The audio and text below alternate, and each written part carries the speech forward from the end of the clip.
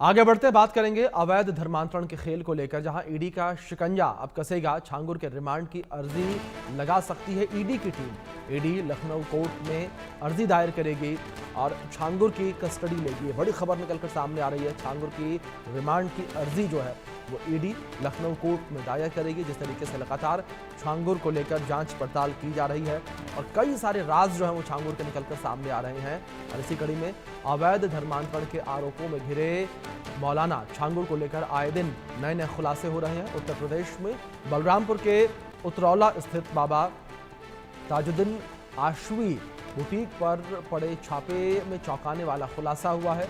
लंबे समय से स्थानीय भूमि विवादों और धार्मिक गतिविधियों से जुड़ा रहा छांगुर कई सारे अंतर्राष्ट्रीय कंपनियों के संपर्क में था। इसी विषय पर आधारित हमारे सहयोगी अभिषेक सिंह की एक खास रिपोर्ट आप देखिए।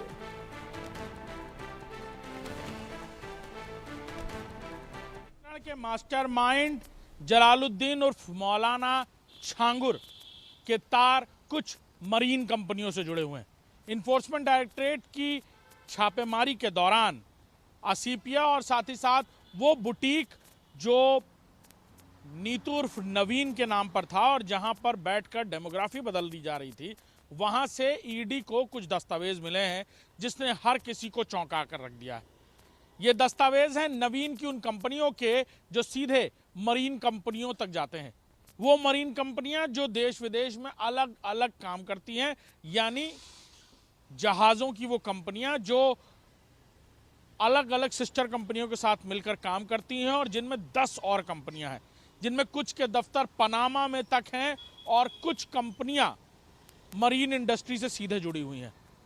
अनपढ़ छांगुर और 7वीं पास यानी दस्तावेजों के मुताबिक 7वीं पास नवीन की ये मरीन कंपनियां आखिर किसने खड़ी की और किस तरह से इन मरीन कंपनियों के दम पर देश विदेश में ना सिर्फ व्यापार हो रहा था, बल्कि उनकी आड़ में हजारों करोड़ों रुपए का व्यापार और फिर काले धन को परिवर्तित कर हवाला के जरिए ये पैसा छांगुर तक पहुंच रहा था, जिसे धर्मांतरण के लिए इस्तेमाल किया जा रहा था। इस जानकारी के बाहर आते ही देश की बाकी एजेंसियों के भी कान खड़े हो गए हैं और अंतर्राष्ट्रीय स्तर पर इस व्यापार को कर रहे नवीन, जिसके पासपोर्ट पर वो 7वीं पास है, उसको लेकर भी अब देश की बाकी एजेंसियां तेजी से पड़ताल कर रही हैं। कैमरामैन दीपक के साथ अभिषेक सिंह, इंडिया न्यूज़, लखनऊ।